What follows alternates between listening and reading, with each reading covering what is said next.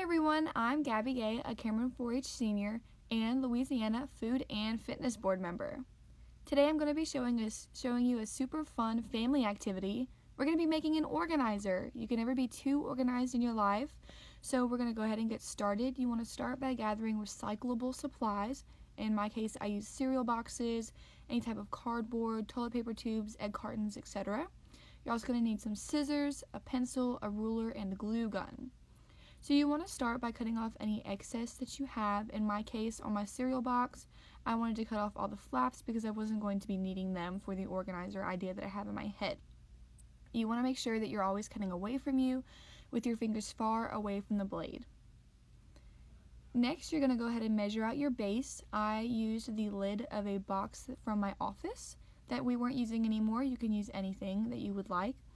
And you're going to measure out how big you want your organizer to be.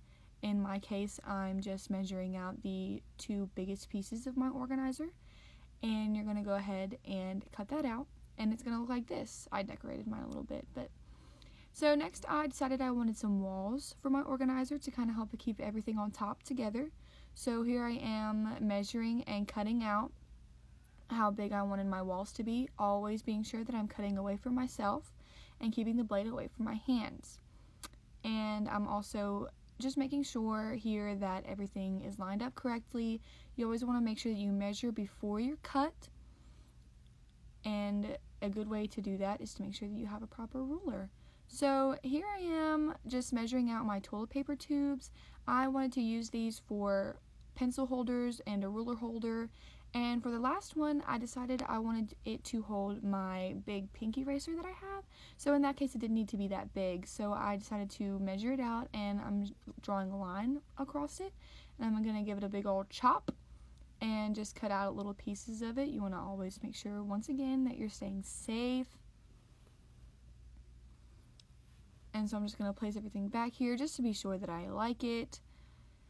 And I really did like it. So after that, I moved on to drawing out my compartments. I wanted a lot of compartments in mine just so I'd have a bunch of clean space for little things that I had around my desk, like paper clips, etc. So now I'm building the walls. You always want to measure twice before you cut, and make sure that you label everything. See here I have a 1, a 2, a 3, a 4, a 5, and a 6. You want to make sure that you match these with what you have. There is nothing like having a bunch of random pieces and you don't know where they belong. So be sure that you label everything. After this, you're going to want to use an adult's help and hot glue all of this together, or you can tape it or use Elmer's glue. Whatever you have on hand, really, as long as you can get it to stick together. But this is why this is a fun family activity. I used to do this with my nanny a lot when I was a kid.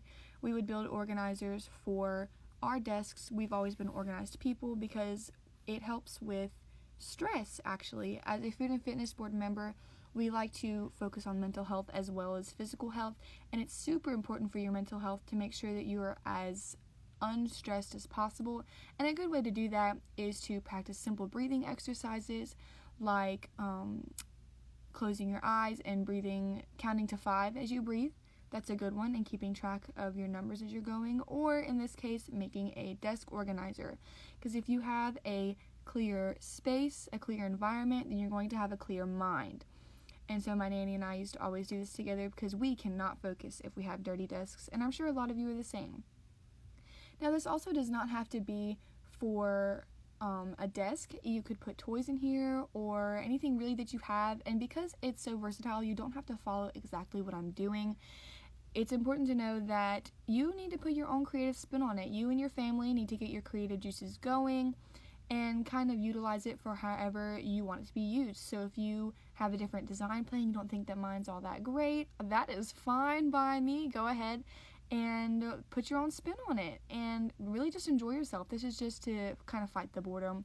So after you finish, you're going to want to fill it. Mine's filled it with my favorite washi tapes, some thumbtacks, my math binder that I'm working on, my favorite notebook, and some pens and pencils, just little things that I have around my desk. So thank y'all so much for tuning in. Don't forget that in order to have a clean mind, you need to have a clean environment. So be sure your spaces are organized, clean, and distraction free, and you'll be good to go. Bye, y'all.